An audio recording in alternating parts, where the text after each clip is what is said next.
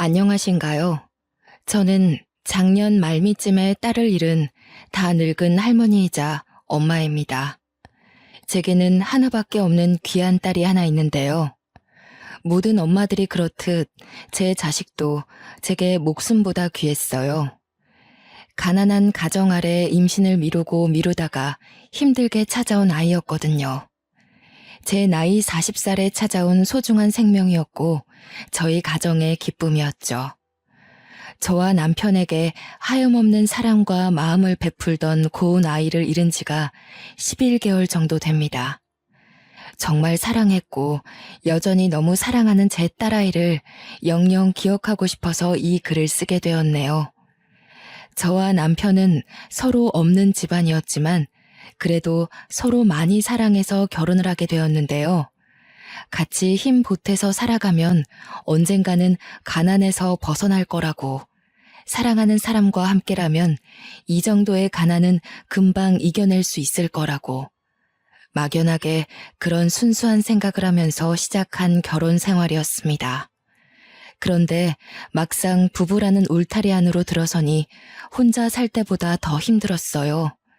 그럼에도 저희 부부는 다툼 없이 똑같고 아끼고 똑같이 의지하면서 잘 지냈어요. 가난할수록 서로에게 상처되는 말을 하지 않기 위해 노력했던 거죠. 저는 중학교를 졸업하고 고등학교는 돈이 없어서 다니질 못했고요. 남편은 고등학교까지만 졸업한 사람입니다. 제가 이런저런 여러 가지 아르바이트를 하다가 20대 끝 무렵 남편을 만나서 결혼을 하게 된 거거든요. 저희는 돈이 없어서 결혼식도 남들처럼 거창하게 못했어요. 혼인신고하는 것만으로도 큰 의미가 있었고 함께 살게 된 월세방에서 식탁에 물 하나 떠놓고 반지를 나눠 낀 것이 다였거든요. 그래도 행복했습니다. 부부로 지내면서 당연히 지치고 힘든 순간을 겪었지만 남편을 탓하지 않았고 남편도 저를 탓하지 않았다는 게 행복했던 이유 중 하나이기도 해요. 남편은 택배 일을 하는 사람이었는데 무거운 짐을 많이 들어야 해서 허리가 많이 아팠어요. 한 번은 디스크가 터져서 수술을 받기도 했습니다. 그럼에도 일은 그만둘 수 없어서 계속했는데 병원 갈 돈을 아껴야 하니 매사에 조심은 하고 있었죠. 한 10년을 저와 남편은 무료하고 평범하게 지내왔습니다. 중간중간 아이를 만들고 싶었으나 병원도 못 가는 우리 형편에 아이까지 만들면 사정이 더 어려울 것 같았어요. 당장 일을 해서 돈을 차곡차곡 모아야 하는 실정이기도 했고 좀 더 나은 형편의 아이를 낳아서 아이가 남들 하는 만큼은 배우고 먹으며 살기를 바랬거든요. 가난한 집에서 태어났다고 저희처럼 부족하게 크도록 하고 싶지 않았어요. 그래서 계속 미뤘더니 어느새 제 나이가 40을 바라보게 된 겁니다. 그때까지도 저와 남편은 가난한 형편을 벗어나지 못했습니다. 우선 매달 나가는 월세가 큰 발목을 잡았어요. 다른 걸 아끼더라도 애 하나 키우는 데는 한참 모자란 사정이었죠. 그럼에도 제가 나이를 너무 먹어버렸으니 혹시 몸이 안 좋아 아이가 생기지 않는 상황이 되어버린다면 정말 속상할 것 같았습니다. 저와 남편은 아이와 함께 지낼 환경을 위해서 돈을 벌기도 했거든요.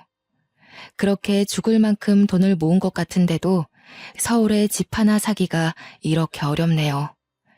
아이 없이 이대로 둘이서 살 수밖에 없는 건가 마냥 걱정하고 있는 제게 남편이 어느 날 그런 말을 했습니다. 내가 밤일까지 뛰는 한이 있더라도 당신이랑 내 아이는 안 굶길 거야.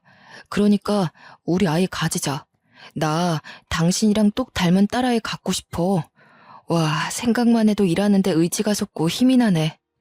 무리하다가 건강해지면 어쩌려고. 나도 아이가 무척 갖고 싶지만 혹시나 준비되지 않은 우리 형편 때문에 아이가 마음을 다칠까봐 걱정돼. 내가 그렇게 안 둬. 그리고 당신 꼭 아이 낳고 싶어 했잖아. 그러려고 당신 몸 불살라 돈 모으고 아껴온 거잖아. 나는 아이 낳고 잘 키울 자신 있는데 당신은 아니야? 돈 걱정이라면 그건 정말 나한테 맡겨주라니깐.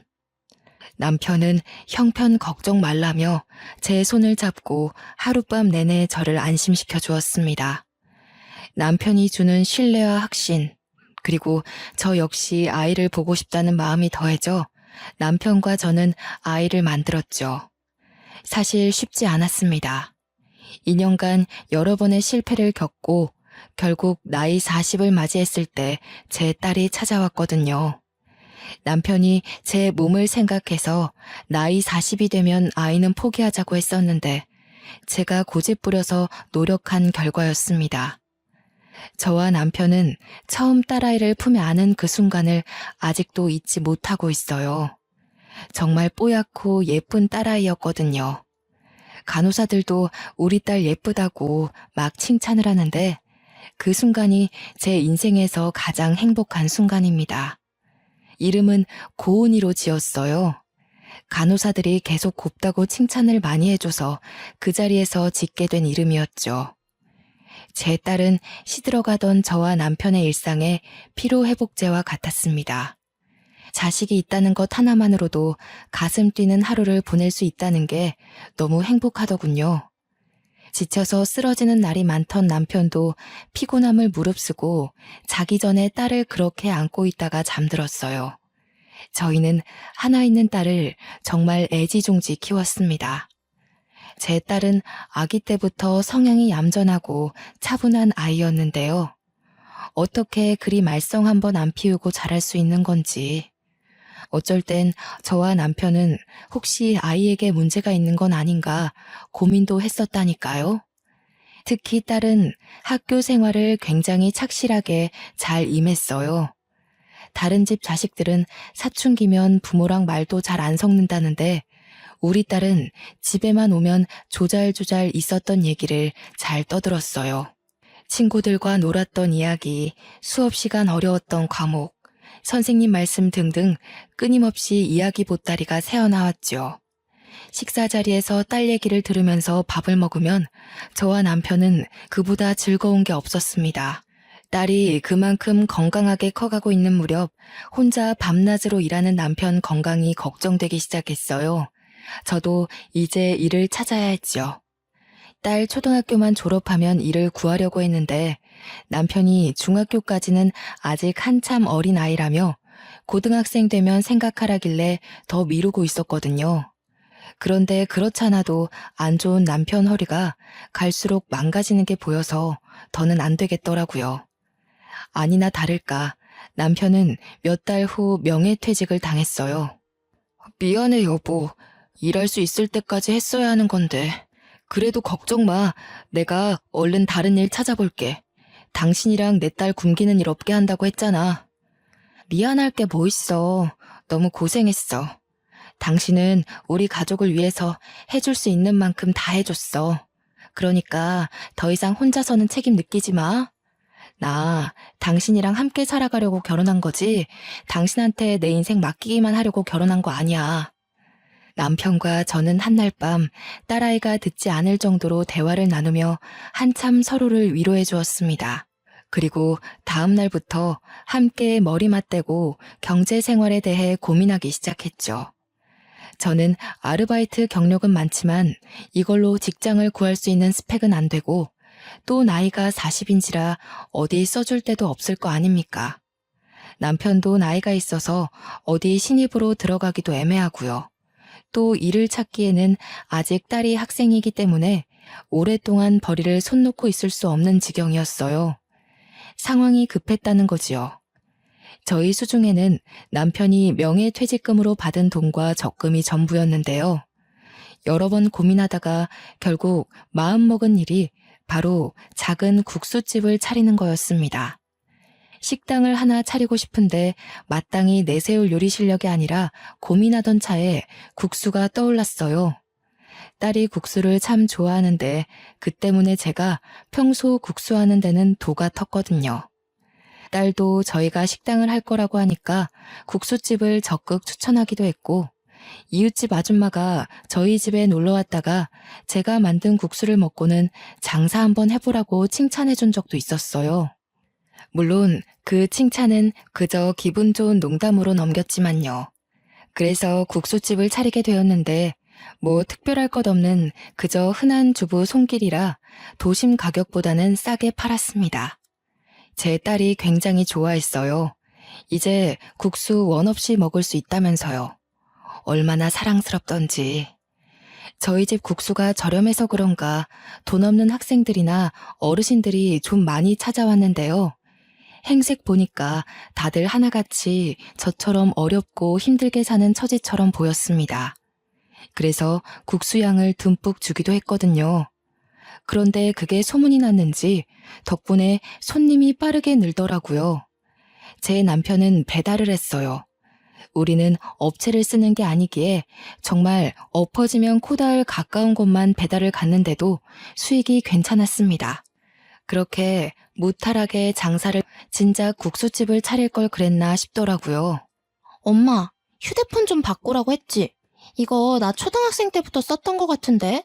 요즘 영상통화 되는 거 많잖아. 아빠랑 둘이 그걸로 바꿔. 아이고 됐어. 그 비싼 걸 뭐하러. 지금 그 전화도 튼튼하고 잘만 되는구만. 전화가 연락만 될 수 있으면 되는 거지. 내가 학교 가서도 엄마 아빠 보고 싶을 때가 있으니까 그렇지. 영상통화 되면 얼굴 보면서 얘기할 수 있고 좋잖아. 나 이제 곧 직장인이잖아. 첫 월급 받으면 내가 휴대폰 하나씩 사줄까? 제일 좋고 화면 크고 비싼 걸로. 또 봐라. 쓸데없는데 신경 쓰지. 됐네요. 그 돈으로 너 하고 싶은 거 하고 사고 싶은 거 사면서 써. 우리 딸내미 코 묻은 돈을 어떻게 받니? 대학을 졸업한 딸은 식품회사의 개발 직원으로 입사했습니다. 전공도 그쪽으로 가더니 학점까지 좋아서 교수님 추천서를 받고 들어갔다네요. 그러면서 하는 말이 참 귀여웠는데요. 나는 엄마 국수가 세상에서 제일 맛있어서 모든 사람들이 엄마 국수 다 알았으면 좋겠어. 내 꿈이 뭔 줄 알아? 돈 모아서 엄마 아빠한테 큰 사업체 하나 차려주는 거. 바라지도 않았는데 원하는 꿈이 저희를 위한 선물이라는 딸의 말이 기특하고 자랑스러웠어요. 다 큰 어른이 되었는데도 국수를 먹기만 하면 꼭 옷에 한 가닥씩 흘리는 이 칠칠 맞은 아기가 언제 이렇게 커서 똑 부러지는 소리를 하나 싶더라고요. 건강하고 예쁘게 자라줘서 너무 고마웠지만 딸이 커간다는 건 저와 떨어져 지낼 날도 얼마 남지 않았다는 거잖아요. 당연히 좋은 사람 만나 시집을 갈 것이고 이러한 과정은 인간에게 있어 자연스러운 일인 거 아는데 참 상상만 해도 서운하더라고요. 딸이 행복하길 바라지만 헤어짐이 조금 늦게 오길 바랬어요. 그런데 그렇게 한없이 아기처럼 보이던 딸이 어느 날 같은 회사 직원이라며 결혼할 남자를 소개했는데요. 막상 걱정했던 일이 코앞에 닥치니 딸 낳고 상심을 해본 적 없던 제가 딸 몰래 며칠 동안 소가리를 했습니다. 그래도 딸 앞에서는 티내지 않았죠. 딸의 행복을 위한 길이니 축하해주고 싶었으니까요. 그런데 무슨 생각으로 그런 결정을 내렸는지 모르겠다만 딸과 사위 될 사람이 결혼을 한 뒤 아이를 가지게 되면 사위가 일을 그만두고 육아에 전념한다고 하는 겁니다. 사위가 평소 그걸 희망했고 영 집안일과 맞지 않다던 딸이 돈을 벌기로 했다네요. 솔직히 제 선에선 이해하기 어려운 가치관이었어요. 요즘 애들과 저 때의 생각이 차이날 수밖에 없다는 걸 이해하려 해도 걱정되는 건 어쩔 수 없었죠. 그래도 어쩌겠습니까? 둘이서 너무 확고한 마음을 가지고 있고 믿어달라고 씩씩하게 말을 하니 이 결혼을 허락할 수밖에요. 딸은 결혼하고 한 달 만에 임신을 했어요. 배가 남산만해진 딸이 출산할 때 전화해서 남편이랑 급하게 산부인과로 갔던 기억이 납니다. 엄마, 나이 40에 나 낳는다고 진짜 고생했겠다. 나는 지금도 버티기가 너무 힘든데 우리 엄마 얼마나 아팠을까? 그래도 내 아이 보면 그 고통 싹 사라질 만큼 기쁘겠지? 당연하고 말고 엄마가 너 낳고 얼마나 행복했는데 지금 잠깐 아픈 거 참으면 너무 사랑스러운 아이가 네 품에 안길 거야. 많이 아프면 소리 질러도 돼. 엄마가 옆에 있을게. 엄마, 나 진짜 이번에 느꼈어. 나는 세상 엄마들 다 존경해. 그중에서 엄마를 제일 존경해요. 태어나게 해줘서 진짜 고마워. 나 평생 엄마 아빠한테 효도할 거야. 딸 출산 때 분만실로 한 사람만 들어올 수 있게 해주었는데요. 딸이 사위를 두고 엄마랑 같이 있고 싶다고 해서 제가 들어갔어요. 제 눈에는 여전히 품 안의 아기인 딸이 자기 아이를 낳느라 힘들어하는데 그게 그렇게 가슴이 찢기는 기분이더라고요. 아이가 생각보다 잘 나오지 못하고 애를 조금 먹었거든요. 그 순간만큼은 태어날 손녀보다 제 딸 생각뿐이어서 그저 손녀가 원망스럽기도 했네요. 그래도 태어난 손녀가 너무 예쁘더라고요. 제 딸이 태어났을 때랑 얼마나 똑 닮았는지 굉장히 뽀얀 아기였어요. 제 딸을 낳았을 때와는 또 다른 행복감이 밀려오더군요. 그 손녀를 제가 가장 먼저 안아보았어요. 딸은 육아휴직으로 1년을 집에서 쉬다가 손녀가 2살이 되었을 때 결혼 전 약속했던 것처럼 사위랑 역할을 바꾸었어요. 그때부터 사위가 살림을 했고 딸이 직장에 나가서 돈을 벌어왔죠. 딸도 사위도 괜찮아 했고 이런 역할 분배가 적성에 맞다는데 저는 왜 이렇게 걱정이 되는지 저도 참 주책이더라고요. 사위가 알아서 잘하겠다만 그래도 투박한 남자 손길에 맡겨진 손녀가 염려되어서 사위에게 몇 달간 전화만 했었네요. 혹시 모르는 거 있으면 나한테 전화하고 괜히 사부인한테 전화했다가 잔소리 들을라. 너희가 잘하고 있다고 해도 어른들은 걱정될 수밖에 없거든. 또 귀한 아들 고생시킨다고 사부인이 우리 고은이 미워하면 어쩌니? 아닙니다. 장모님, 저희 어머니께서 고은이 엄청 좋아하세요. 여자가 야무지고 강단 있다고 고은이 때문에 저희 집이 잘 돌아간다고 했는걸요. 저보고 매일 고은이한테 엎드려 절하래요. 사위 인상이 참 좋다고 생각은 했었는데 시간 지나고 보니 인품도 참 훌륭하더라고요. 사돈댁 아량이 워낙 넓어서 사위까지도 올곧게 자랐나 보다 그런 생각이 들었죠. 또 사위는 반찬까지 훌륭하게 만들어낼 정도로 완벽하게 집안일을 하고 있었는데요. 한번 딸의 집에 놀러 갔다가 사위가 만든 음식을 대접받고서 아주 깜짝 놀랐답니다. 이게 정말 강서방이 다 준비했다는 말이니? 내가 살면서 보도 못한 음식들이 한상이네. 이게 무슨 일이라니? 사부인 솜씨가 좋아서 배운 건가? 가정집에서 이런 요리를 먹게 될 줄은 몰랐네. 엄마, 말도 마. 이 사람이 고등학생 때부터 요리를 해서 시부모님 밥상을 차려주고 그랬대. 대박이지 않아? 집안일을 얼마나 잘하는지 전생에 현모양처 아니었나 모르겠어. 맞아요. 나는 할머니 국수 다음으로 아빠 음식이 제일 맛있어. 아빠, 오늘 저녁은 뭐 차려줄 거야? 나 파스타 먹고 싶은데. 딸 말대로 사위는 그야말로 집안 살림살이를 완벽하게 해내고 있더라고요. 그렇다고 육아일을 소홀히 하는 것도 아니었습니다. 초등학생 아이가 먹을 음식까지 따로 해내는 유능함까지 보였어요. 저와 남편이 사위의 살림 실력에 얼마나 놀랐는지 한참 웃었답니다. 어쩌면 저보다 더 꼼꼼하고 자부할 수 있었어요. 우리 사위가 이런 사람이다 하고 동네방네 자랑하고 싶기도 했고요. 그동안 제가 걱정했던 게 민망하고 미안할 정도였다는 거죠. 저는 그 후로 사위에 대한 근심을 완전 끊어버렸습니다. 세월이 참 빠른 게 서로 정신없이 살고 각자의 생활에 적응하다 보니 어느새 딸이 낳은 손녀가 벌써 중학생이 된 겁니다. 그때까지도 딸 부부는 문제없이 참 행복하고 단란하게 잘 살았어요. 외조, 내조 각자 임무에 충실하다 보니 잘 살 수밖에 없었겠죠. 딸 사정이 경제적으로 많이 안정된 터라 저는 딸에게 은근슬쩍 둘째 손주를 묻기도 했는데요. 보영이가 나중에 크면 혼자 쓸쓸하지 않겠어? 동생 하나 만들어주지 그래. 아직 둘째 생각은 없는 거야? 나이 들면 갖고 싶어도 몸이 안 따라줘. 나는 보영이 하나로 만족해. 나도 외동이잖아. 그래서 엄마 아빠한테 그만큼의 사랑을 받을 수 있었다고 보거든. 내가 받은 사랑의 크기를 보영이도 느끼게 해주고 싶어. 난 엄마 아빠가 나만 봐줘서 너무 행복했거든. 딸은 나이가 들어도 부모 눈엔 한참 아기라는 걸 이럴 때 또 느꼈네요.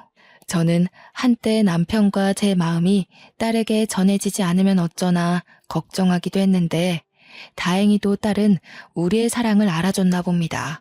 참, 손녀 보영이가 정말 제 딸의 마음씨를 쏙 빼닮았더군요.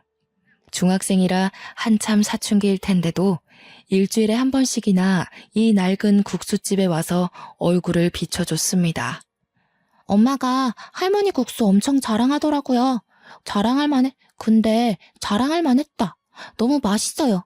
저 다음 주에 친구 데려와도 돼요? 제가 친구들한테 우리 할머니 국수 엄청 맛있다고 하니까 친구들도 먹고 싶대요. 어머, 정말? 친구들 많이 데리고 와. 할머니가 국수 공짜로 해줄게. 우리 손녀 친구들은 얼마나 착하고 예쁜지 보고 싶네. 학교 생활 어떻게 하는지도 좀 들어보고. 손녀를 보면 꼭 예전에 밥도 안 먹고 국수만 먹으려고 하던 제 딸을 보는 것 같아서 기분이 좋았어요. 까르르 거리는 손녀의 웃음 덕분에 바쁜 장사에도 얼마나 힘이 솟는지 모릅니다. 가난으로 허덕이며 그저 행복만을 쫓아 살던 저와 남편은 딸 고은이를 낳고부터 이렇게 정말 소중한 나날들만 이어지고 있었어요. 남편과 둘이 장사를 마무리하고 집에 누워 눈 감기 전에 늘 행복에 겨워 죽겠다는 말을 많이 했던 것 같아요. 그런데 왜 그런 말 있잖아요. 행복이 클수록 그만큼 큰 불행이 찾아올지 모른다는 말이요. 저는 가족이 있기 때문에 살면서 그 어떤 고난도 고난이라 생각지 않고 넘길 만한 힘이 있었어요. 허나 그날 저녁 사위에게 온 연락은 제가 쌓아온 모든 인생을 한순간에 무너뜨려 버렸어요. 장모님, 늦은 시간에 연락드려서 죄송해요. 급한 일이라. 여기 집 옆에 대학병원인데요. 지금 바로 와주실 수 있으세요? 고은이가 사고를 당해서요. 이때 심장이 내려앉은 기억은 아직도 괴롭고 잊히지가 않아요. 가타부타 설명을 들을 정신도 없이 저와 남편은 일하던 옷차림 그대로 식당을 뛰쳐나갔습니다. 마감 중이던 식당을 문도 못 잠그고 정신없이 나왔죠. 급하게 택시를 타고 사위를 찾아서 만났건만 딸 얼굴을 바로 확인할 수가 없었습니다. 사위 말로는 딸이 현재 수술실에 있는 상황이라고 했어요. 강서방, 이게 어떻게 된 일인가? 무슨 일인 거야? 내 딸 괜찮은 거지? 아무 일 없는 거지? 수술하면 괜찮은 거라고 그랬어? 큰일은 아닌 거지? 자네는 우리 딸 만났어? 어떻든 그냥 가벼운 수술하러 들어간 거잖아. 그렇지? 죄송합니다. 고은이가 장모님 장인어른께 드릴 게 있다고 내려가는 길에 교통사고가 났어요. 혼자 다녀오겠다고 가길래 이렇게 될 줄은 몰랐는데 그렇게 혼자 보내는 게 아니었는데 이미 병원에 올 때부터 뇌사 상태여서 경과가 좋지 않을 거라고 해요. 어떡해요, 장모님? 장인어른, 고은이 어떡하면 좋아요? 사위가 제 딸의 마지막을 예감한 사람처럼 울면서 얘기를 하는데 저는 다리에 힘이 풀려 그대로 주저앉아 버렸습니다. 남편은 어쩔 줄 몰라서 가슴을 내려치며 수술실 문 앞을 방황했어요. 저 또한 바닥을 절절 기며 내 딸 고은이 이름을 부르고 통곡했죠. 저는 그래도 딸이 무사히 수술을 마치고 나와 엄마 그 한마디 해줄 거라고 마지막까지 희망을 갖고 있었어요. 그러나 기적은 일어나지 않았고 사위한테 그렇게 들은 말이 딸의 마지막 소식이 될 줄은 몰랐습니다. 심장 졸이면서 기다렸던 의사가 나오는데 저희에게 죄송하다는 사과를 전하며 고개를 숙이더라고요. 정말 꿈 같은 일이었습니다. 딸의 모습이 생생하게 제 마음에, 머리에 살아있는데 다시는 볼 수 없다니요. 다시는 눈을 뜨지 않는다니요. 전혀 실감나지 않았어요. 믿을 수가 없었어요. 그때 뒤에 나온 간호사 한 분이 딸 사고 현장에서 발견된 거라며 제게 물건 하나를 건네줬는데요. 포장 박스가 사고 현장에서 바닥을 굴렀는지 엉망이더라고요. 다 허물어진 그 박스를 열었더니 휴대폰 2짝이 있는 거 아니겠습니까? 어제까지만 해도 제 딸이 그 예쁜 얼굴로 영상통화를 하면서 제 폰이 오래돼 영상이 계속 끊긴다고 새 폰 사주겠다는 걸 말리느라 투닥거렸거든요. 그게 딸과 가장 최근에 한 통화였어요. 자꾸 이상한데 돈 쓰지 말라고 조금 혼을 내기도 했네요. 그 자리에서 최신 폰을 받자마자 정말 졸도할 뻔했습니다. 눈물이 앞을 가리는데 숨쉬기가 힘들더라고요. 그리고는 나중에 딸이 천에 가려진 채로 실려 나왔고 그 자리에서 한참이나 딸을 쥐고 대성통곡을 했어요. 천을 걷어내 곤히 자고 있는 딸을 보듬어 안으며 손을 주무르며 그렇게 몇 분 동안 딸 이름을 부르며 울부짖었습니다. 나중에 들은 말인데 딸이 졸음운전하는 차에 부딪힐 뻔한 어르신을 구하려다가 변을 당했다고 하는 겁니다. 그 어르신이 저와 비슷한 또래였다고 해요. 제 딸이 이승을 떠난 게 모두 다 제 탓 같아서 너무 괴로워 미치는 줄 알았습니다. 우리 딸이 왜 차라리 나를 데려가지? 나를 잡아가지. 왜 우리 딸이에요? 내 딸이 얼마나 착하게 살았는데. 고은아, 엄마한테 얼른 와. 엄마가 목숨 내놓을게.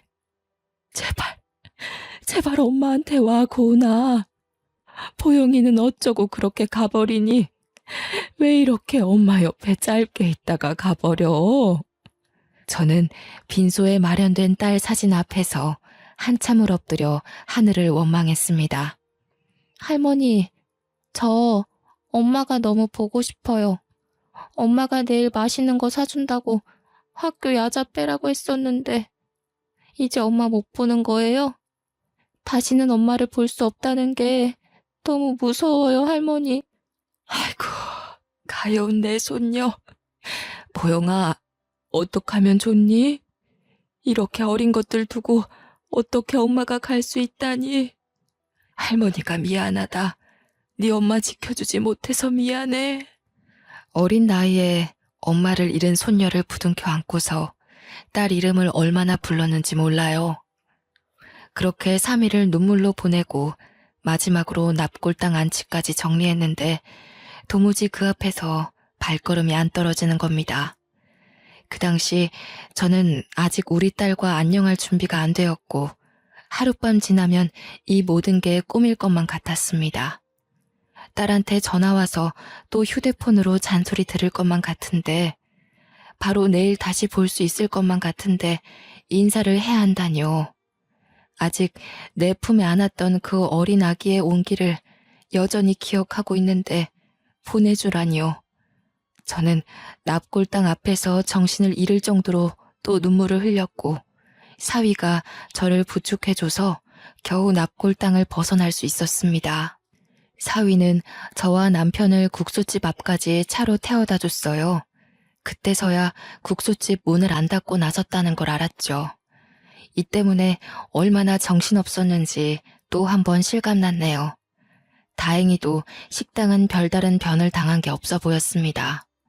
손님들이 카운터 앞에 놓인 수첩에다가 몇 자의 걱정하는 메모를 적은 것만 있었어요. 사위와 남편이 가게를 정리하는 동안 저는 테이블 앞에 주저앉아 딸이 준 휴대폰만 쥐며 또 한참을 울었는데요. 앞으로 살아갈 날이 너무 무섭더라고요. 과연 내가 내 딸 없는 세상에서 살아갈 수 있을까? 고은이 없이 웃을 수 있을까? 내 딸의 따뜻한 품, 다정한 눈빛, 함께한 세월을 가슴속에 묻을 수 있을까? 너무 자신이 없어서 한없이 무너져만 갔죠. 일어서고 싶은 마음도 없었어요. 그래서 그 뒤로 가게 문 앞에 사정을 설명하고 당분간 일을 나가지 않았습니다. 이 식당을 차리게 해주고 마음먹게 힘을 준 딸이 이 세상에 없는데 제가 일할 의지가 어디 있겠습니까? 아무것도 할 의욕이 없어서 집에서만 그렇게 시름시름 앓는 걸 어느 날 사위가 집으로 오라고 연락이 왔더라고요. 딸의 짐을 정리하기도 해야 해서 저와 남편은 마음을 추스르다 말고 딸 집에 올라가게 되었습니다. 제 딸의 물건을 정리하면서 하나둘 실감을 해나갔고 딸을 잊지 않기 위해 딸의 모든 흔적을 새기고 또 새겼어요. 장모님, 장인어른, 제가 이제 일을 나가봐야 해요. 그럼 보영이 혼자 집에 있어야 하는데 괜찮으시다면 저희 집에서 지내주실 수 있으세요? 보영이가 엄마 보고 싶어서 많이 힘들어하는데 장모님이 같이 계셔주면 위로받을 수 있을 것 같아서요. 그래, 보영이가 많이 힘들어하지? 그 어린 것이 엄마를 잃었는데 얼마나 가슴이 아플고. 나도 고은이 아빠랑 둘이 있는 것보단 보영이랑 같이 있는 게 나을 것 같네. 강서방은 신경 쓰지 말고 바깥일 봐. 그런데 나이가 차서 어디 일 구할 데가 있으려나 모르겠네. 최대한 알아봐야죠.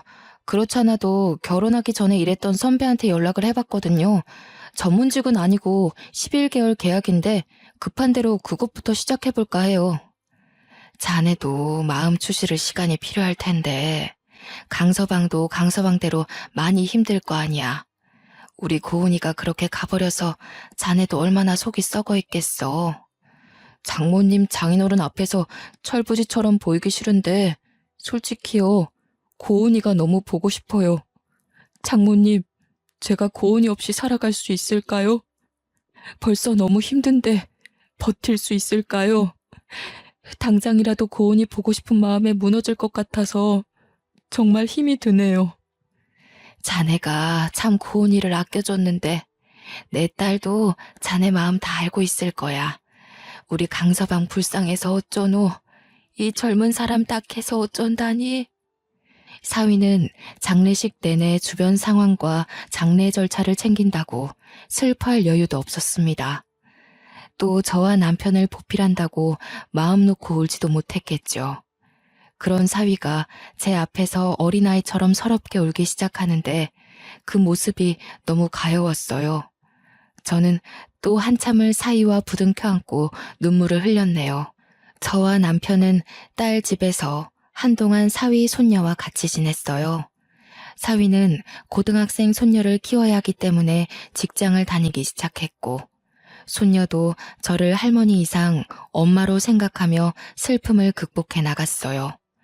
저희가 딸 없이 이렇게 지낸 지 7개월 정도가 지났을 때였습니다. 저는 손녀가 하교하면 먹을 국수를 끓이고 있었고 남편이 집안 청소를 하고 있는데 누가 집에 초인종을 누르는 겁니다. 그 시간에 올 사람이 없었거든요. 사위도 손녀도 오려면 3-4시간은 더 있어야 했고요. 그리고 보통 자기 집에 오는데 초인종을 누르지는 않잖아요. 인터폰을 확인하고 문을 열었는데 웬 곱상한 아주머니 한 명과 정장 입은 남자가 서 있었어요. 누구세요? 하고 물었더니 저와 또래 같던 그 아주머니가 제 딸 이름을 말하는 겁니다. 그때 왠지 모르게 심장이 철렁 내려앉더군요. 예, 제가 고은이 엄마 되는 사람입니다. 제 딸이 김고은 맞는데 누구시죠? 집은 어떻게 하시고 찾아오신 건지.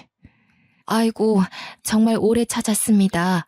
사장님께서 본래 계시던 곳이 국수가게 맞지요? 따님에 대해 드릴 말씀이 있어서 정말 방방곡곡을 뒤졌어요. 누군지 모를 그 아주머니가 우리 딸에 대해 잘 알고 있는 것 같아서 일단은 집에 들였습니다. 차 한 잔 대접해주고 남편과 함께 앉아서 대화를 나누기 시작했는데요. 저는 또다시 울음을 터뜨릴 수밖에 없었고 기절초풍할 뻔했죠. 다름 아닌 이 아주머니가 제 딸이 구해주다 희생을 하게 된 그 어르신이라는 겁니다. 아가씨랑 정말 짧은 만남이었지만 저는 소중한 인연으로 생각하고 있어요. 제가 당시 집안의 문제 때문에 가출을 했었는데 수중에 돈이 없었거든요. 근데 사장님 따님께서 20만 원의 택시비를 쥐어주더라고요. 제 딸이요? 아이고, 이런 인연이 있다뇨. 우리 아이가 마음이 좋다 보니 모른 채 하지 못했나 봅니다. 어릴 때부터 남을 위하는 마음이 큰 아이였거든요. 네, 정말로 마음씨 좋은 아가씨였죠. 그래서 제가 잊지 못하고 그 아가씨를 찾고 싶었던 거예요. 그렇게 찾던 중에 안타까운 소식을 들어버렸네요. 부디 다시 만날 수 있길 바랬는데. 아주머니 말로는 자식이 한 식품기업의 첫째 며느리인데 거기 회장이 죽기 전 집안의 재산 문제 때문에 버선발로 내쫓겼고 돈 없이 내쫓기는 바람에 이틀 동안 먹지도 못하고 굶으면서 거리를 걸어 다녔다더군요. 그걸 딸이 제 집으로 휴대폰을 갖다 주러 내려오다가 발견했고 태워드리고 싶으나 가는 길이 너무 급해서 20만 원의 돈을 쥐어준 거라고 합니다. 그런데 하필 그 순간 감기약으로 졸음운전한 차가 돌진했다는 거죠. 제 딸이 이 아주머니를 밀어내고 자기가 사고를 당한 거라네요. 아주머니는 당시 바로 119에 신고를 했으나 제 딸을 따라오지는 못했대요. 사고는 정말 가슴 아팠지만 아주머니는 딸이 준 20만 원으로 용기를 얻어 재산 다툼에서 이겼고 반드시 제 딸의 흔적을 찾아 꼭 보답하겠다고 전국을 뒤졌던 거랍니다. 사장님께서 괜찮으시다면 저도 아가씨의 기일을 챙기고 싶습니다. 부담 가지지 마시고 허락해 주세요. 저 또한 아가씨에게 은혜를 입은 사람이 아닙니까? 이 늙은 사람이 어린 영혼을 대신 희생하게 해서 미안하다고 꼭 사죄를 드리고 싶어요. 그런 말씀 마세요.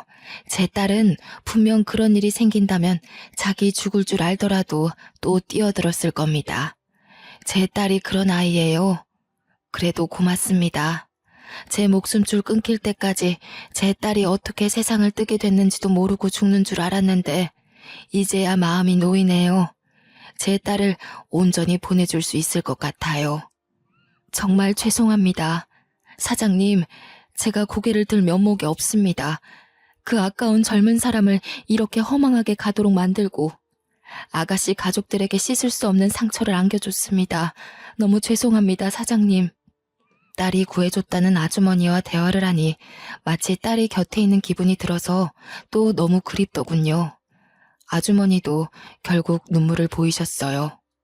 진심으로 고개를 숙이면서 사과를 하는데 저는 그러지 말라고 말리면서도 정작 울음을 멈출 수가 없더라고요.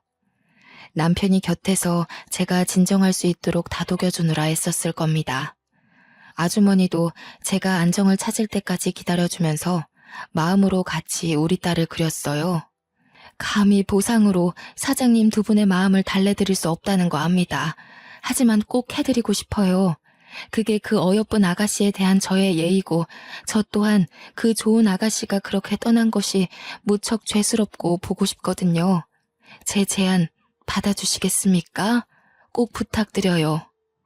아주머니가 제안한 보상은 다름 아닌 꽤 규모가 있는 식품 사업체 사장 자리였습니다.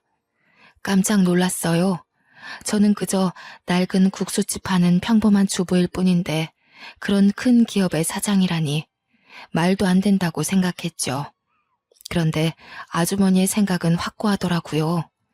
우리 부부가 사장직이 처음이라지만 절대 새로 꾸리는 이 사업이 망할 수 없다고 확신을 갖고 있었어요. 알고 보니 아주머니께서 회사 경영 때문에 여기저기 식당을 방문한 적이 있었는데 그중 우리 국수집도 있었다는 거예요. 저는 두 분의 레시피이면 국수계의 역사를 쓸 수 있다고도 봐요. 제가 그렇게 만들어 드릴 겁니다. 사실상 두 분이 걸어 다니는 레시피잖아요. 제가 언제 한번 명함을 드린 적이 있는데 혹시 기억나실지 모르겠어요. 명함이라... 그러고 보니 저희 국수집과 어울리지 않는 느낌의 고상한 아줌마가 한 번 방문한 적이 있던 것 같았어요. 명함 얘기를 하니까 생각나더라고요. 그때 그 아줌마가 저희 국수 맛있다고 이 레시피를 더 키워보고 싶은데 생각 있으면 전화를 달라고 하면서 명함을 주었거든요. 당연히 저희는 큰 장사에는 관심이 없어서 연락을 안 했었어요. 그런데 그때 그분이 눈앞에 이분이라는 게 믿기지 않아서 잠깐 놀라 있었죠. 저도 아가씨의 흔적을 찾다가 알게 된 사실이에요.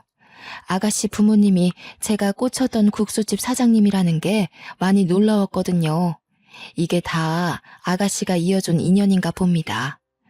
아주머니는 말로는 저희 국수집을 처음 방문했을 때부터 사업 계획서를 짜놨다고 하는 겁니다.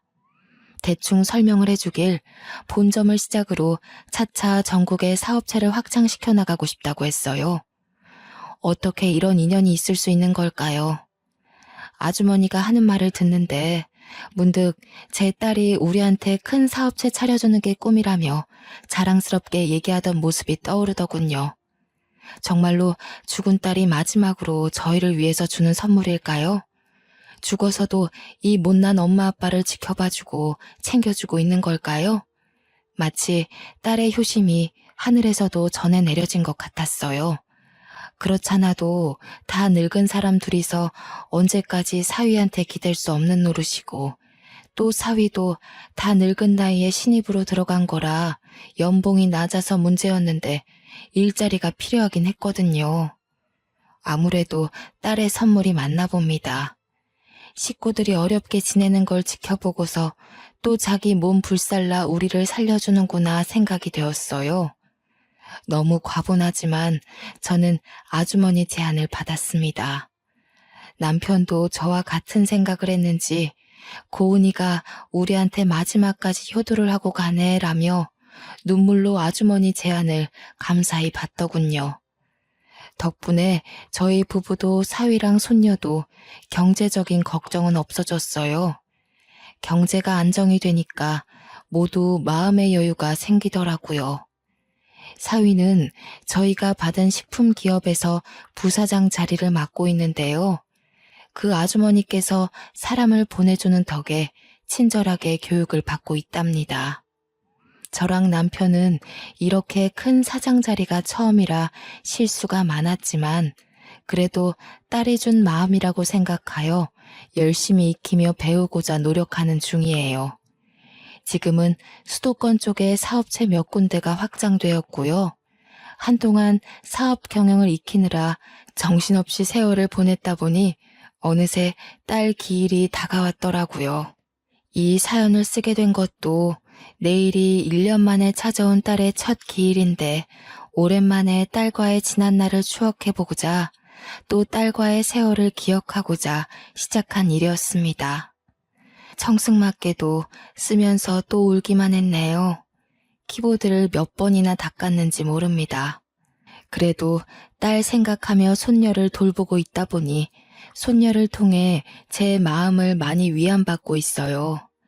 제 딸이 자기와 똑 닮은 손녀를 낳아준 게 얼마나 고마운지 몰라요. 내일 기일에는 시댁 식구까지 함께 딸을 보러 가기로 했답니다. 저희는 손녀를 위해 아직 사위네 집에 함께 살고 있는데요. 시댁 식구들이 일찍 집에 방문한다고 해서 그만 컴퓨터를 끄고 자야 될 것 같아요. 마지막으로 하늘에 있는 딸에게 제 마음이 전해지길 바라며 몇 마디 남겨보고 싶네요. 사랑하는 내 딸 고은아, 엄마는 아직도 내 딸이랑 함께한 시간을 마음속에 고이 품고 있어. 착한 우리 딸. 위에서도 엄마 아빠 걱정으로 두 발 뻗고 못 자는 건 아닌지 몰라. 엄마랑 아빠는 네 남편이랑 사랑스러운 손녀와 같이 잘 지내고 있으니까 우리 걱정 그만하고 하늘에서만큼은 정말 네가 원하는 것만 하고 지냈으면 좋겠다. 짧은 시간이었지만 엄마 아빠의 딸로 와줘서 너무 고마웠고 평생 사랑할게. 엄마 아빠는 우리 고은이랑 함께 지낸 순간이 전부 소중하고 행복했어. 또 볼 수 있었으면 좋겠다. 다음에도 꼭 엄마 아빠 딸로 와줘야 한다. 너무 고마워. 고은이 덕분에 우리 모두 웃으면서 살았어. 보고 싶다, 우리 딸. 안아주고 싶어. 내 딸아, 내일 엄마가 식구들 데리고 찾아갈게. 예쁜 우리 딸, 오늘 잘 자고 내일 보자. 아이고, 제가 또 눈물이 나서 안 되겠네요. 제 사연은 그만 여기서 마무리하도록 하겠습니다. 모두들 평안하시길 기도하겠습니다. 감사합니다.